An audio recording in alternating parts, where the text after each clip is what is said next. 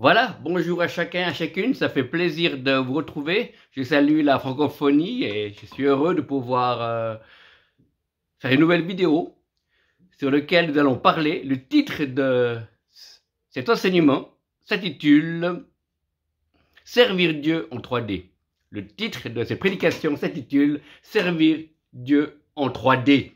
Voilà, Seigneur Jésus, merci pour ta présence, merci parce que tu as Dieu de vie, tu as Dieu de puissance, tu as Dieu d'autorité. Nous lions toute puissance du malin dans le nom de Jésus. Nous amenons toute pensée captive à l'obéissance de la parole de Dieu. Nous proclamons que là, Esprit Seigneur, là est la liberté. Merci Seigneur de parler au travers de ces paroles, de parler par ton esprit. Tu fais toutes choses nouvelles, Seigneur. Bénis chacun et chacune. Et merci pour la liberté de l'esprit, la liberté glorieuse des enfants de Dieu. Car la foi vient de ce que l'on entend, et ce que l'on vient de la parole de Dieu. Dans le nom de Jésus, Amen et Amen. Voilà, pour ceux qui ont leur livre, qui est la Bible, de n'importe quel support, je vous invite dans l'évangile de Jean, chapitre 2, verset 17. Évangile de Jean, verset 17. Évangile de Jean, chapitre 2, verset 17. Alors, ses disciples se souvinrent qu'il était écrit « Le zèle de ta maison m'a rongé » ou « Le zèle de ta maison me dévore ». Jean 2, 17. Alors ses disciples se souvinrent qu'il est écrit « Le zèle de ta maison m'a rongé ou me dévore ». Ça dépend des traductions. Oui, il faut servir Dieu avec zèle, parce que Jésus était un homme zélé. Il était le Fils de Dieu, mais on peut avoir du zèle pour les bonnes choses. L'apôtre Paul dit, soyez zélés pour les bonnes œuvres, soyez zélés pour l'évangile, soyez zélés. C'est une bonne qualité qui doit habiter chaque enfant de Dieu. Et servir Dieu en 3D, c'est avant tout être sauvé. On ne sert pas Dieu pour être sauvé, c'est parce qu'on est sauvé, parce qu'on est sauvé par grâce, parce qu'on croit que Jésus est mort, ressuscité, et qu'il a la droite du Père, et qu'il règne, et qu'il nous a donné son esprit, et qu'il baptise encore aujourd'hui de Saint-Esprit et de feu, eh ben on peut s'attendre que Dieu peut agir au milieu de nous et parmi nous. Donc, servir Dieu en 3D. En première chose, c'est servir Dieu avec ce que l'on sait. Servir Dieu avec ce que l'on sait. Et ça, c'est bon à savoir. Tout le monde veut servir Dieu. Alléluia, c'est bon. Mais le premier point que je donnerai, c'est servir Dieu avec ce que l'on sait. Alors, tout ce que a été enseigné dans les églises locales, j'en ai connu quelques-unes depuis ma nouvelle naissance, plus tous les séminaires que j'ai faits d'une semaine ou d'un week-end, ou d'une matinée, plus tout ce que je lis dans la Bible, et que je médite, tout ce que je lis dans les livres chrétiens, tous les messages que j'entends par internet ou en live, me donnent des informations et la foi. Donc on ne peut pas servir Dieu avec autre chose que l'on sait. Ce qu'on a sait, ce qu'on a appris. J'ai fait 2 écoles, jeunesse en mission, école de disciples, école de louange, et là ça a élargi ma palette. J'ai suivi la formation à Oran en Suisse pour une école prophétique de puissance, et là aussi ça m'a donné de voir plus large. Et plus la mise en pratique de la parole de Dieu avec d'autres serviteurs de Dieu, et moi-même avant d'être dans le ministère, eh ben, ça m'a permis de fortifier ma foi, savoir que Dieu est vrai. Donc servir Dieu avec ce que l'on sait. On ne peut pas servir Dieu autrement, dans le sens, on ne peut pas demander à un jeune prédicateur qui a 20-22 ans de savoir autant de choses que quelqu'un qui a 80 ans. Non. Mais les deux peuvent servir Dieu, les deux vont de gloire en gloire, les deux, Dieu peut les utiliser pour édifier le peuple de Dieu et pour accomplir des signes, des miracles et des prodiges. Alléluia. Il n'y a pas d'âge pour servir Dieu. On n'est pas trop vieux, on n'est pas trop jeune. Il faut simplement être one de cet esprit et de force et de puissance pour pouvoir amener la parole de Dieu, que ce soit sur des témoignages, que ce soit sur la prédication. Donc, servir Dieu en 3D, la première moyen de servir Dieu, c'est avec ce que l'on sait. Avec ce que tu sais, aussi ce que tu as mis en pratique de la parole de Dieu, et si tu vois que ça marche, eh ben, ça devient force en toi et esprit et vie. C'est-à-dire que la première fois que j'ai prié pour quelqu'un qui avait un mal de tête, eh bien, la personne était guérie. Et bien, pour moi, c'est une information, mais également c'est une certitude comme quoi Dieu guérit aujourd'hui. Amen. Les petites maladies comme les maladies plus grandes.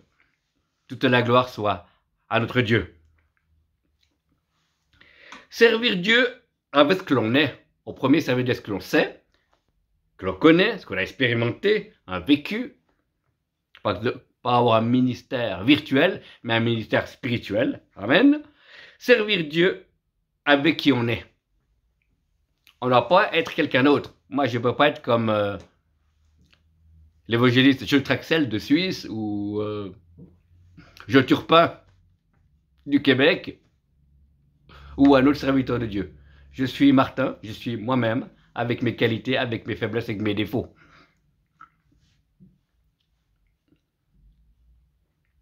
Servir Dieu avec qui on est. On est serviteur, EST.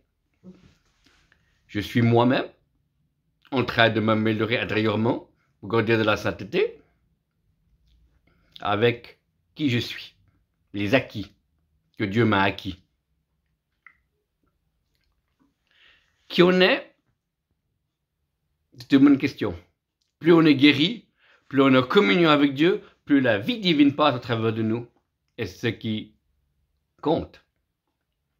Plus le caractère de Christ, plus les fruits de l'esprit, les dons de l'esprit se développent en nous, plus on est à l'image de Dieu. Et c'est ce que l'on est. Je ne suis pas arrivé à la maturité, mais je suis en marche. Il y a des choses qui se passent dans les réunions, quand je prêche, que je prophétise, que je prie pour les malades. Il y a des résultats par moment, parce que Dieu est glorieux, Dieu est puissant, mais je ne suis pas arrivé. J'ai faim et soif de connaître mieux Dieu. J'ai faim et soif d'avoir plus de résultats. J'ai faim et soif de pouvoir entendre des témoignages d'autres serviteurs de Dieu ou d'autres enfants de Dieu qui vivent des choses dans le surnaturel. Et ce que l'on est. Et la manière d'être. Moi, avant d'être né de nouveau, j'étais quelqu'un qui avait beaucoup d'humour et j'aimais bien faire rire les gens. Et bien maintenant que je suis né de nouveau, et ben Dieu a pas enlevé cet humour, mais il l'a purifié. Donc il y a des gags que je ne ferai plus, mais il y a d'autres que je le fais parce que ça fait partie de ma nature. J'aime bien faire rire les gens. Et ça, Dieu ne va pas me le gommer.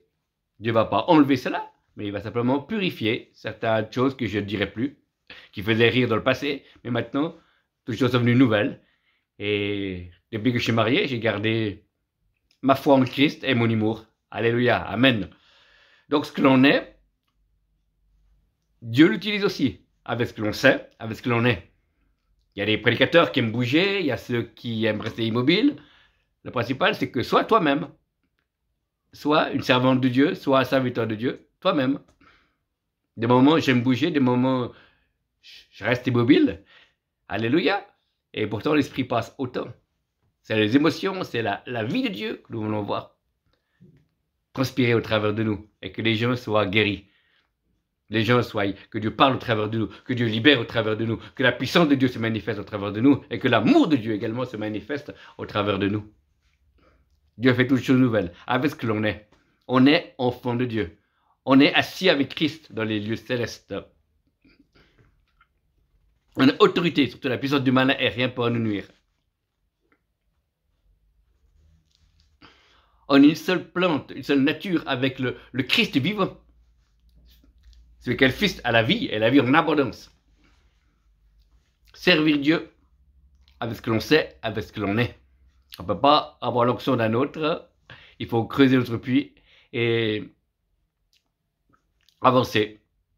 L'onction peut grandir sur nos vies, plus nous, on diminue. On peut avoir un toucher du Saint-Esprit au travers de la position des mains, de la part de la Sainte de Dieu, qui nous permet d'avoir plus loin, un petit plus, pour nous donner envie de passer plus de temps avec Dieu et de servir Dieu, pour que les frères et sœurs soient bénis et reçoivent leur libération et leur bénédiction. Donc, servir Dieu avec ce que l'on sait, servir Dieu avec ce que l'on est. Et le troisième point, c'est servir dans la forme que Dieu a prévue. Troisième point, servir de la forme que Dieu a prévue. Amen.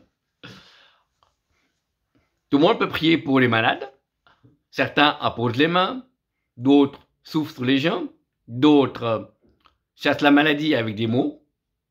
Qu'importe, chacun prie pour les malades, chacun agit comme le Saint-Esprit le conduit à le faire. Amen. On ne peut pas imiter quelqu'un d'autre. Je ne peux pas faire comme un autre serviteur de Dieu, bouger comme lui ou chasser des démons comme lui, ou faire comme ça et puis que les gens tombent comme lui. Non. Dieu nous aime, Dieu veut qu'on grandisse, mais plus on est nous-mêmes, plus on accepte d'être conduit par l'Esprit de Dieu, dans les réunions, dans les mini-groupes, ou maintenant par Zoom, et bien plus le résultat est dans la gloire de Dieu, parce que c'est Dieu qui passe. Amen. Avant le Covid, j'étais dans une réunion, on pouvait encore se réunir, où il y avait un serviteur de Dieu, un évangéliste, qui lui vit dans la gloire, dans le sens qu'il y avait vraiment une présence très forte de Dieu. Et ben moi, j'apposais les mains aux gens, puis les gens tombaient dans cette réunion-là, et je me déplaçais de la salle, et lui disait, ben, un ange touche la personne au 3e rang, au 6e rang, au 10e rang. Et dès que l'ange touchait la personne tombait. Il n'y a pas besoin de se déplacer, il restait sur l'estrade, et moi je devais faire des allées et venues pour apposer les mains, et les gens tombaient également dans l'esprit. Amen. Donc le résultat est le même, mais la manière de fonctionner n'est pas le même. Parce que Dieu est créateur, Dieu est multiplication, Dieu est vie, Dieu est liberté. On ne peut pas contrôler le Saint-Esprit, mais on peut être un canal de bénédiction. On ne peut pas contrôler le Saint-Esprit, mais on peut être un canal de bénédiction. Des fois, je pose la main sur une personne et je prophétise. Des fois, je ne touche pas la personne et je prophétise aussi. La prophétie était meilleure avant? Non, pas du tout. Le principal, c'est que Dieu passe. Le principal, c'est que Dieu parle, que Dieu agisse, que Dieu guérisse, que Dieu fasse des signes, des miracles et des prodiges, que Dieu puisse établir son règne en nous, au travers de nous, afin que la gloire de Dieu soit manifestée, afin que l'Église puisse entrer dans une dimension de force, de puissance et d'amour, afin que les âmes soient touchées, que les gens se convertissent, que les chrétiens se préparent au réveil et après à l'enlèvement, que les chrétiens puissent passer du temps dans la présence de Dieu à adorer Dieu. C'est ça qui compte. C'est là que les gens, chaque exaucement de prière, chaque libération, chaque délivrance, chaque guérison que l'on donne ou que l'on reçoit, nous servent à élever le nom de Jésus et à glorifier celui qui est le Père de lumière, dans lequel il n'y a qu'une ombre de variation. Tout au parfait vient du Père de lumière. Alléluia. Et c'est fantastique de pouvoir servir Dieu. Et si on est sensible à ces 3 dimensions, servir Dieu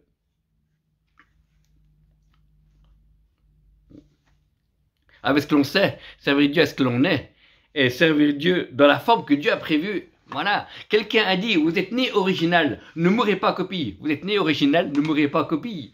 Donc, il nous faut être à l'écoute du Saint-Esprit. Le Saint-Esprit est merveilleux. Le Saint-Esprit est celui qui agit et celui qui amène le miraculeux. Par les dons du Saint-Esprit. Mais l'écoute de la voix de Dieu.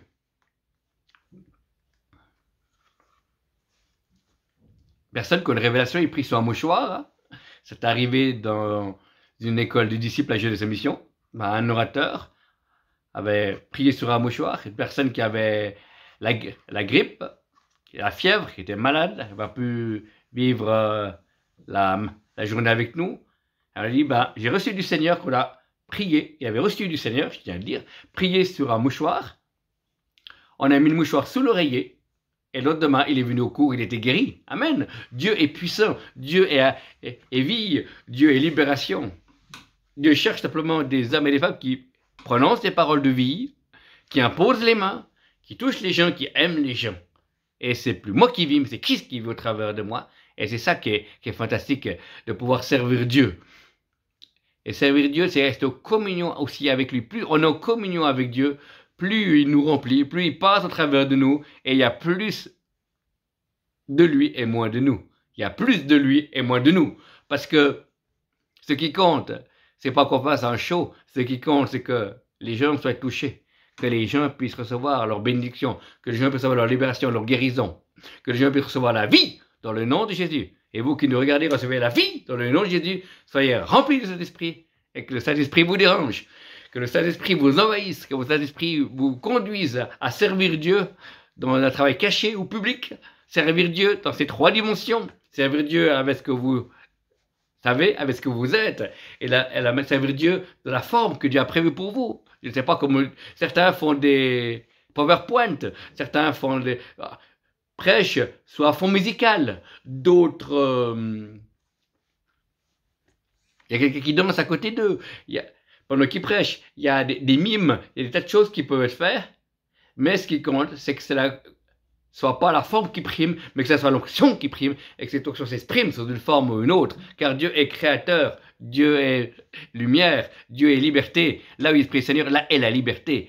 Il est l'esprit de vie, il est l'esprit de la puissance de la résurrection, il est celui qui enflamme l'église, il est celui qui amène le réveil, il est celui qui te conduit dans le lieu très saint, il est celui qui te sanctifie, il est celui qui te convainc de péché, de justice et de jugement, ce merveilleux Saint-Esprit. Et pour servir Dieu, il faut être toujours plus rempli du Saint-Esprit et le rester le plus longtemps possible. Alléluia. Mais on est souvent des vases qui se vident trop vite et Dieu veut qu'on se vide moins vite. Alléluia. Mais finalement, on doit quand même être vidé à un moment donné pour pouvoir retourner vers celui qui est la source. Si Dieu nous remplirait toujours, on n'irait plus vers lui. Mais comme on sent qu'on a un bout de force au point de vue humain et qu'on sent que l'esprit se retire un peu de nous parce qu'on peut avoir péché, parce que simplement on peut être épuisé, simplement on a besoin d'être ressourcé. On a besoin d'être redynamitisé. Oui, on a besoin d'être renouvelé en lui par le Saint-Esprit. Mais pour ça, il faut le demander. Saint-Esprit, remplis-moi. Ou bien dans la louange, quand on est rempli du Saint-Esprit, quand on sert, on obéit, quand on marche dans les œuvres préparées d'avance, eh ben, Dieu agit avec puissance, Dieu nous renouvelle, Dieu nous donne du punch également, Dieu nous donne sa paix, Dieu nous donne son autorité, Dieu nous donne sa vie, Dieu nous remplit de joie. Il y a la joie du Seigneur, être force. Servir Dieu, il y a de la joie. Ça coûte plus de joie, il y a de la joie. Même si des moments, on apprend des temps de jeûne, des temps de repentance, d'humiliation, amen, amen. Mais l'humilité précède la gloire, et c'est pas grave. Ce qui compte, c'est qu'on puisse avancer et qu'on connaisse. Le plus important, l'apôtre Paul, qui avait implanté des églises, qui avait amené des gens à Christ, une multitude, qui avait levé des ministères, dira, le seul désir est de te connaître. À la fin de sa vie, il disait, le seul désir est de te connaître Jésus. Et bien que nous puissions être ces hommes et ces femmes qui, à la fin de notre vie, nous voulons encore connaître Jésus. Alléluia. Pas connaître les bénédictions, pas connaître seulement des onctions, mais connaître la personne de Jésus. Connaître notre Seigneur, notre Messie. Celui qui est de toute l'éternité, qui revient bientôt. Apprendre à le connaître dans le service pour Dieu, parce qu'il agit, parce qu'il est le témoin fidèle et redoutable et véritable. Le connaître dans l'intimité, dans la prière. Le connaître en deux exaucements de prière. On sait que Dieu va ouvrir une porte, que Dieu va nous exaucer. On le sait, mais on l'a pas encore. Donc on reste dans l'humilité et on s'attend à lui dans un climat de prière et d'adoration. Lui faire confiance dans ce temps qui n'est pas facile, agité, mais en étant avec lui, eh ben, on est à sa paix avec lui. Il nous met les arts de l'esprit. La Bible dit, Dieu déverse dans nos cœurs le Saint-Esprit. C'est pour ça qu'on aime les gens. Amen. Dieu déverse dans nos cœurs l'amour par le Saint-Esprit. C'est pour ça qu'on aime les gens. On aime les enfants de Dieu, doublement, et qu'on aime ceux qui ne connaissent pas encore Jésus. On aime ceux qui sont éloignés de Dieu, malheureusement pour des raisons quelconques. Dieu n'achètera jamais notre amour par des bénédictions ou des guérisons. Dieu veut simplement des hommes et des femmes qui le choisissent. Amen. Qui l'aiment. Et c'est ça, aimer Dieu, c'est pouvoir la capacité de pouvoir lui désobéir, la capacité de lui dire non. Sinon, ce ne serait pas de l'amour, ça serait bloqué, ça serait programmé à faire « Oh oui, Dieu, je fais ce que tu veux ». Non, pas du tout.